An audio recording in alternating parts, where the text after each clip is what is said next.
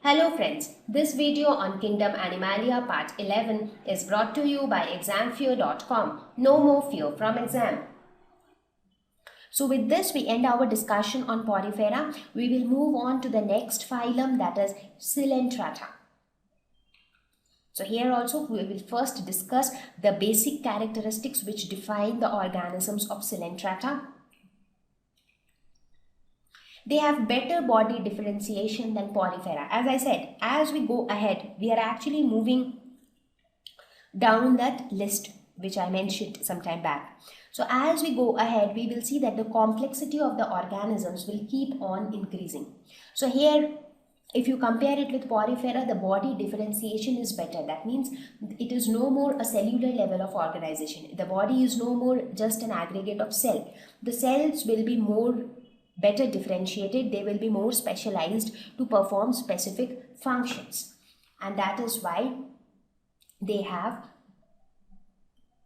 a tissue level of organization. Okay, now talking about the layers of cells which form the body, they are made up of 2 layers of cells and a gastrovascular cavity. So here we have one cavity and also 2 layers of cells. Now we didn't see anything like that in case of Porifers. There was not much concept of that. Here what I mean by the layer of cells, I am talking about the ectoderm endoderm part. So I am talking about that. Tentacles are present, as you can see in this picture. Hydra, the picture is of Hydra, which is a classic example of Coelentrata, and they have got tentacles. Now these tentacles are again very much useful because they perform several important functions, like it helps in intake of food. It is a flexible, mobile and elongated organ. So this Hydra also have some stinging structures. So here you can see some small structures on the Hydra. They actually help to catch prey. So whenever it sees a prey, the prey gets stuck to these structures, and that is how it catches prey. Tissue level of organization, prefer aquatic habitats. However, they are mostly marine. Examples would be sea anemone and coral. However, there are some Hydra which are freshwater as well. For example, Hydra may live in colonies or in isolation. So there are some coelentrates which live alone, while there are some others which live together. I mean, many coelentrates live together forming a colony. So example of coelentrates which live in isolation would be Hydra. Example of coelentrates which live in colonies would be sea anemone.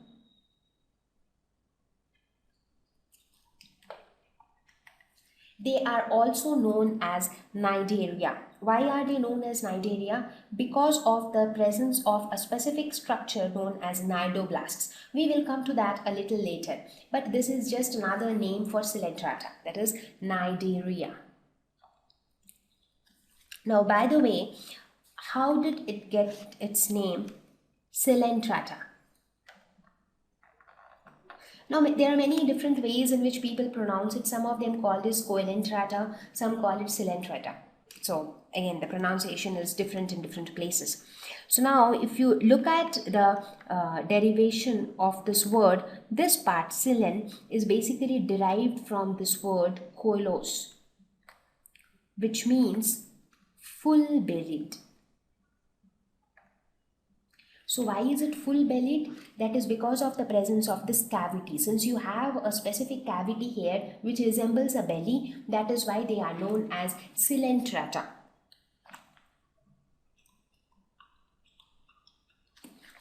Now, in case of porifers, they were immobile. But if we talk about coelentrates, they can be free swimming. Some of them are free swimming and some of them are, however, sessile, that is, they do not move. So it again depends. Some are movable, some are not movable. So we will talk about Coelentrata in more detail as we go ahead. So they are mobile. Let us look at some of the examples of coelentrates. Hydra, one of the best examples. So talking about some of the features of Hydra, these are freshwater. They are seen in freshwater and they live in isolation. Jellyfish is again a coelenterate which lives in isolation. So because of its jelly-like appearance, it is known as jellyfish. Corals. So these are the corals. Corals are mostly marine. It is seen in the sea waters. The sea anemone. So even in corals, you see they are in colonies. They are not in isolation. The sea anemone, again, the sea anemone also exists in colonies. Now, I have just given a few examples, but other than these also there are a hell lot of examples, because around 9,000 species of coelenterates exist. And that's a good number. So a lot of species belonging to this phylum exist, but since most of them are marine, so we do not get to see them so often. Now, if you look at these pictures, sometimes looking at them, we can't even imagine that, okay, these are all animals. They sometimes don't look like animals. If you look at these corals, and they look like some aquatic plants, but actually they are not. Actually, they are animals. Now, how do we know that they are animals? Because they are satisfying so many features which resemble them to animals. So now it is time that we will talk about the structure of coelentrates in more detail.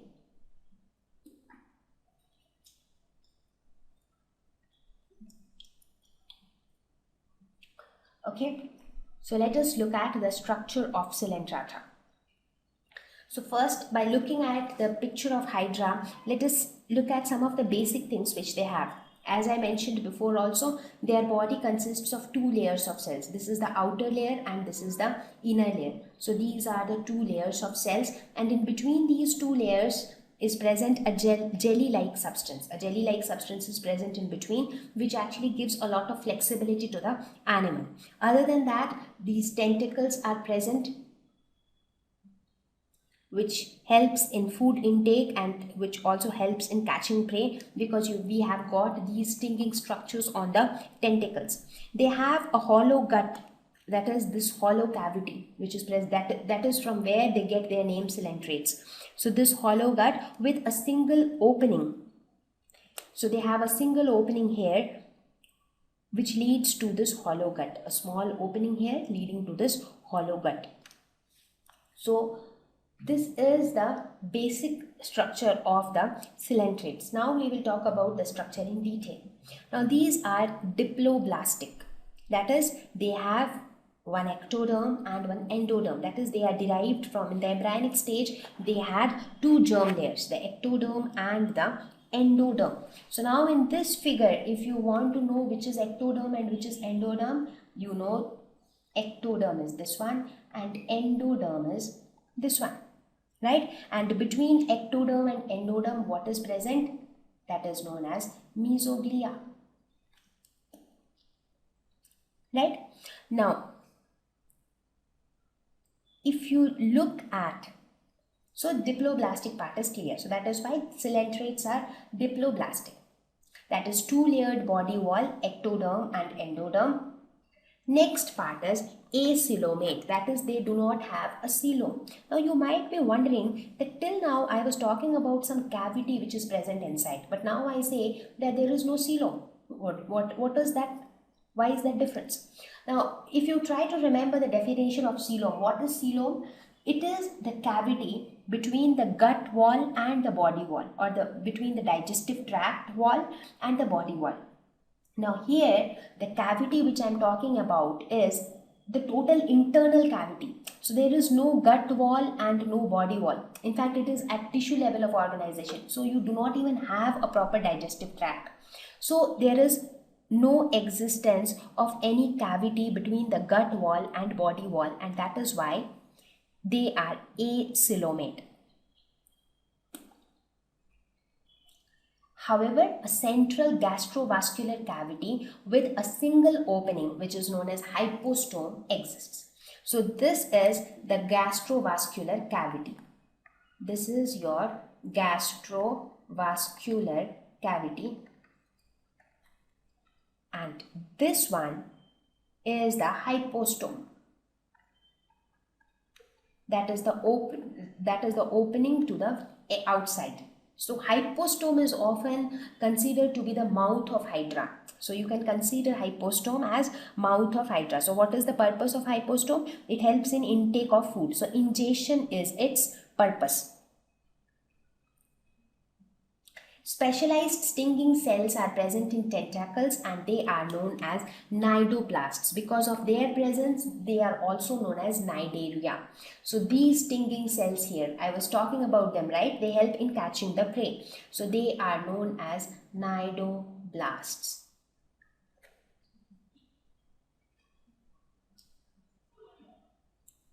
Right?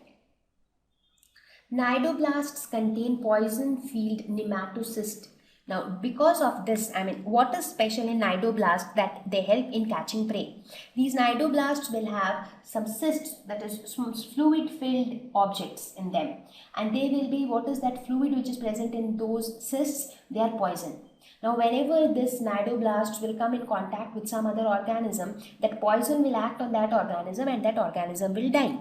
And then Hydra can consume that organism. So due to the presence of this poison-filled nematocyst, the cnidoblasts help in catching prey. And due to the presence of this cnidoblasts, Coelentrata are also known as cnidaria.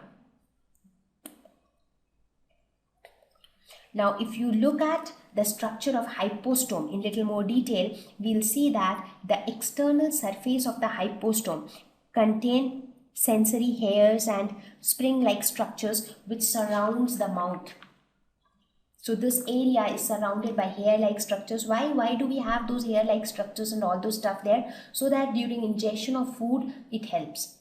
Now, did you notice one thing here? You just have one hollow cavity, that is the gastrovascular cavity, and one opening. So intake of food happens through that opening. What about the throwing out of food? What helps in egestion? So here you have just one opening which helps both in ingestion as well as egestion. That means your intake of food also happens through this opening, and your throwing out of undigested food also happens through the same opening. So you just have one opening here. So that is another important thing to be noted here. So now if you look at the structure of the Hydra as a whole, the entire structure can be broadly divided into three parts. That is head. So the upper portion is known as head. The middle portion is known as body. And the lower portion is the foot. So broadly, this is how you can classify the entire structure of the Hydra. So this is the basic structure of an animal falling under Coelentrata. Now, another question that can arise in your mind is, now here we have ectoderm and endoderm. So what do these ectoderm and endoderm do? In a mature individual, what will the ectoderm and endoderm actually form later? Now, this ectoderm contains the muscle fibers connected to the nerve nets. So the ectoderm actually forms a primitive form of nervous system, and these muscle and nerve cells helps in movement of tentacles. So the ectoderm actually contains the muscle cells and nerve cells, a primitive type of nervous system which helps in movement. These movement happens in the form of the movement of the tentacles. Talking about the endoderm, it lines the gastrovascular cavity and it secretes digestive enzymes, because the digestion happens inside this cavity. For digestion to take place, you need digestive enzymes to break down food into simpler form. So those digestive enzymes are given by the endoderm. That is the endodermal cells, because endoderm is nothing but a collection of cells. So the cells of endoderm will give out the digestive enzymes, and the cells of ectoderm helps in movement of the tentacles. Okay, so with this, thank you. Please visit www.examfear.com to watch more videos, attempt free online test, get free study material, find tutors and mentors. Thank you once again.